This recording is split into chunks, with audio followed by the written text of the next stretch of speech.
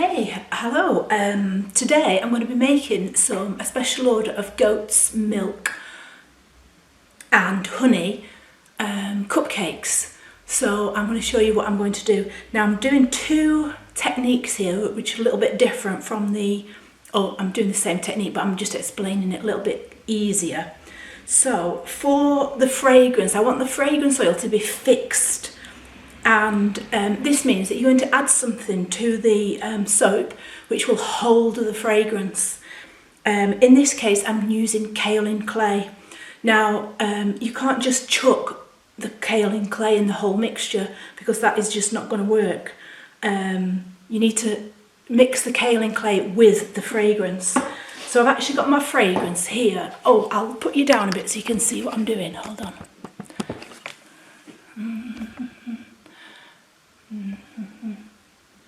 Let's have a see. Okay, so I've weighed my fragrance and I'm going to add to that the real honey, which also everything needs weighing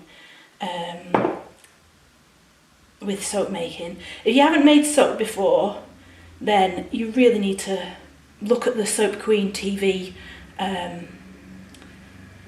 programs because they explain how to actually make soap. So this really is only for people who know how to make soap already, and I'm just explaining how they can fix the fragrance.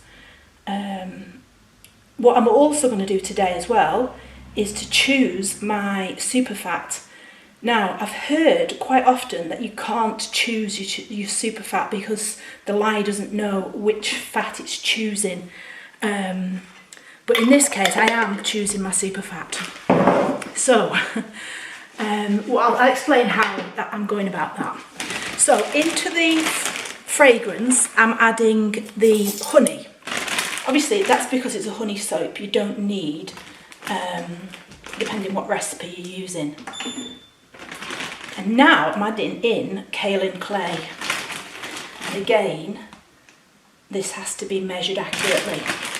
So it's the kaolin clay that the fragrance is going to stick to. Now you can also use bentonite clay. You can use what's it called, maizena, what's it called, cornstarch. But there's probably quite a few different clays you can use. I use bentonite quite a bit. I just think kaolin gives a really nice slip to the soap as well as fixing the fragrance. So you want the fragrance to stick to the clay because if it doesn't stick and it's just plain straight into the soap, then it can evaporate off easily, especially if you're using natural fragrances like essential oils. They smell nice straight away, but then they just evaporate out off the soap. So these different clays can hold the fragrance.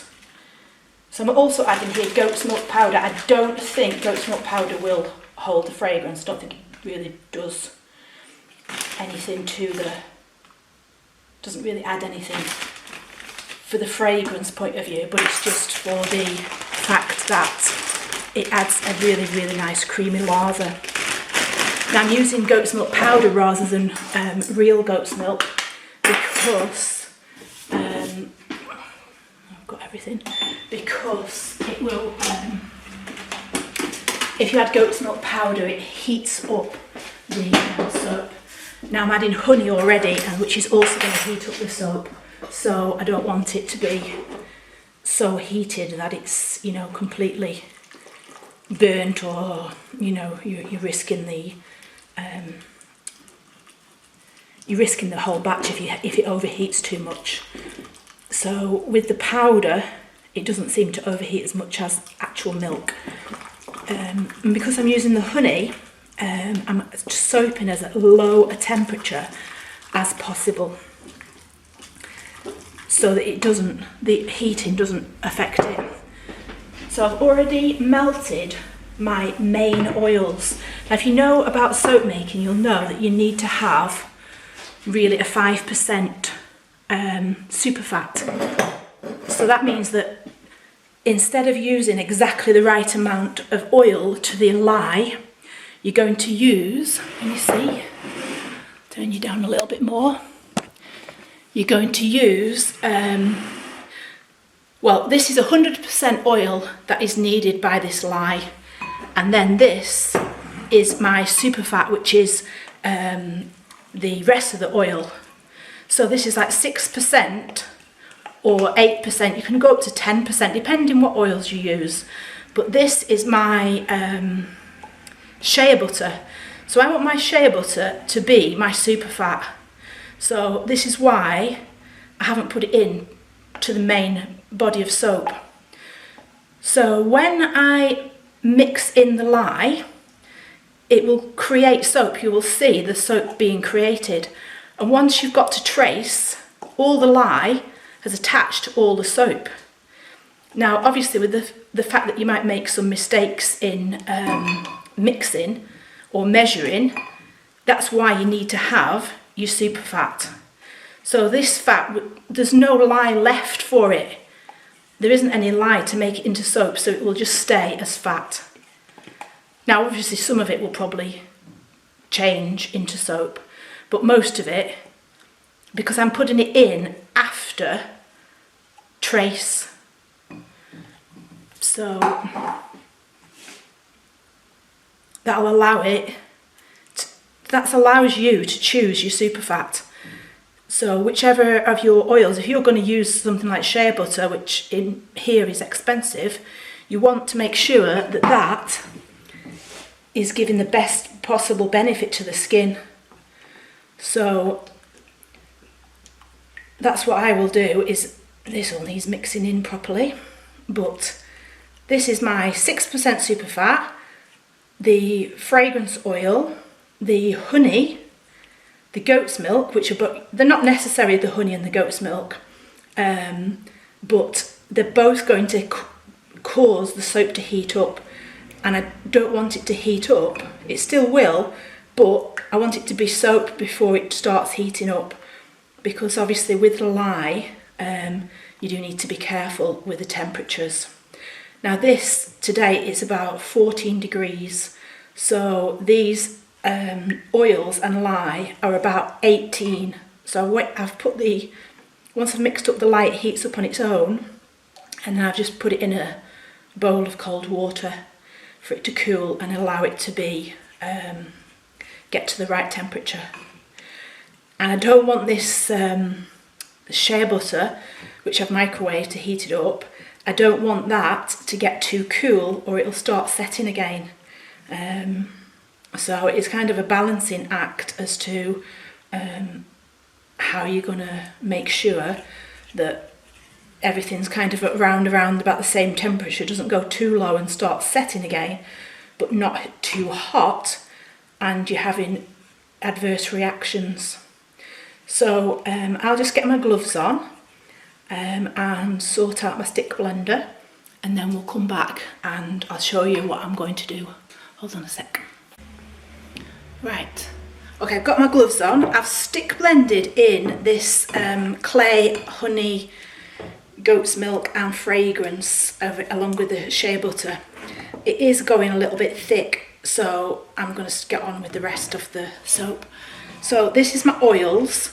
So this is 100% oils, and this is the lye that I need to make this 100% oils into soap. Now I've put it in, but as you can see it's not soap yet, so I'm going to stick blend it just a little bit and hopefully you can see. Okay, so I don't know if you can pick it up on the camera. Try and bring it closer. If you can see that there is at the bottom soap that has mixed with the lye, so it's the oil has mixed with the lye and produced soap. The top bit is oil and lye that haven't yet mixed, so I'm going to mix them all in now.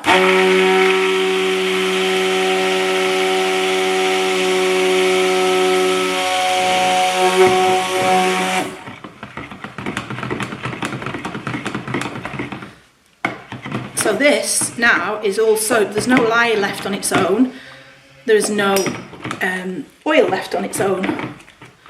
there we go, that's soap. Now this, it would be risky to actually make soap like this because you need spare oil. So this I'm putting in now is your super fat. So it's on top of the oil that you must have. This is extra. So I've chosen this super fat to be shea butter. So now I've also fixed the fragrance by mixing the fragrance with the clay. That all out, get all good stuff in.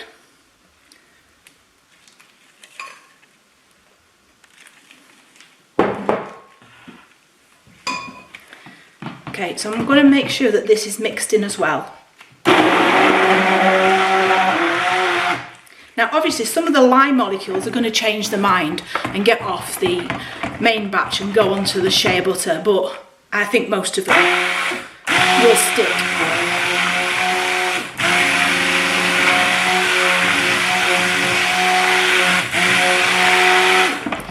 Now this is a lot thicker and a lot stickier because of the honey and the goat's milk powder, and also the water discount because the order has kind of come in at the last minute.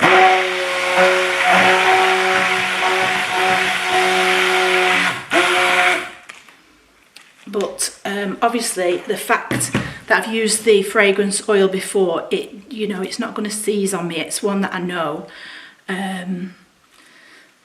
So that's allowed me to blend it again to make sure that everything is completely incorporated. I'm going to go now down to the bottom of my bowl and make sure, which I have, I've got everything. Everything's completely mixed in. So I've got the cupcake moulds. I don't know if you can see them with the camera. It's quite dark. Got the moulds ready, and they're on like a solid tray because they're silicone moulds, but obviously if you try and move them with the soap batter in, they're going to wobble and spill. So that's why I always put the moulds, silicone moulds, you need to have them on a solid tray so you can move them. Unless you're going to, you're doing it on your worktop and you've got enough room that you're going to leave them there. But for me, I need to move them.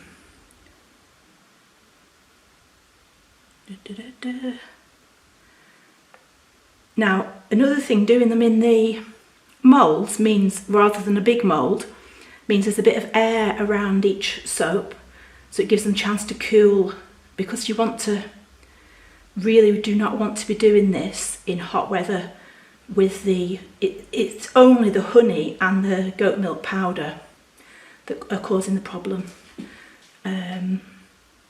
So I would recommend to try and do it on a cooler day, and the smaller moulds does help.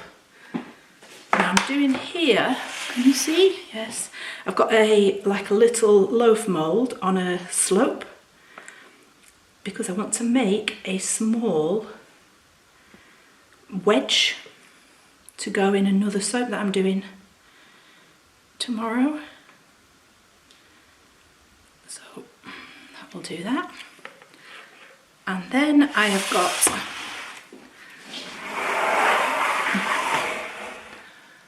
moulds left, can you see? Moulds left over, so I'm going to do the butterfly.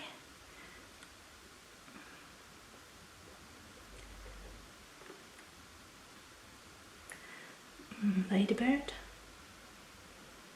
Ooh.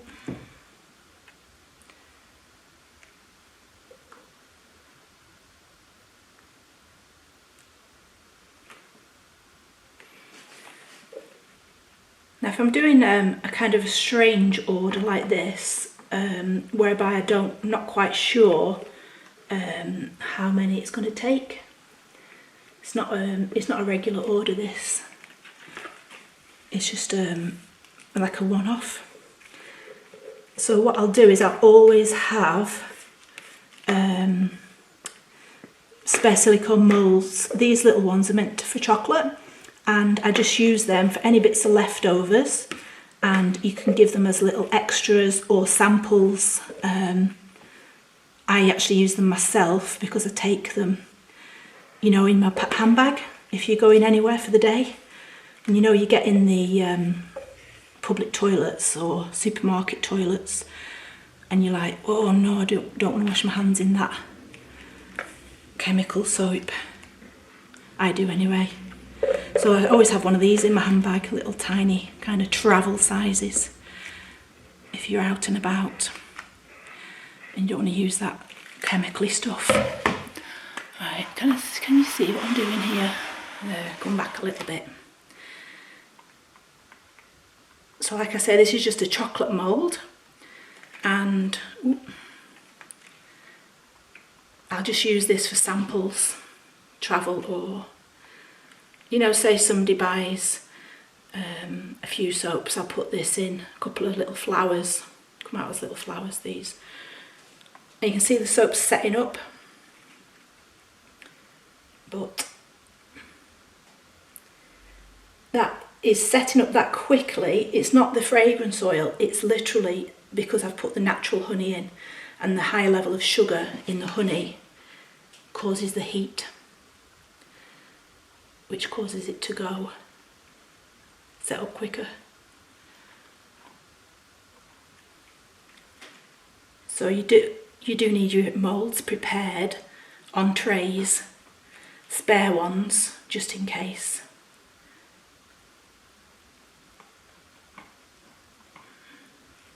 Right.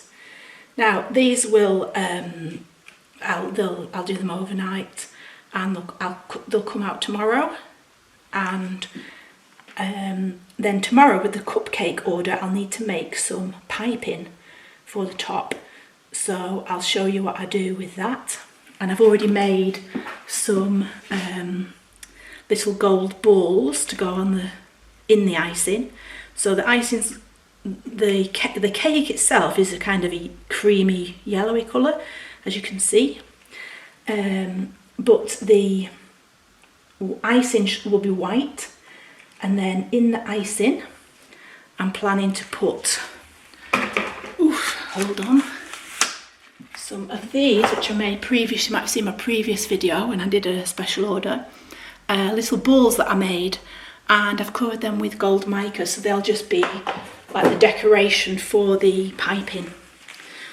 Okay, so that's it, my cupcakes. So my cupcakes are my special order for tomorrow, and this, which will be a wedge, might do it tomorrow, let you see that one as well, and then these will just be samples, but come back tomorrow when they're all ready to take out the moulds.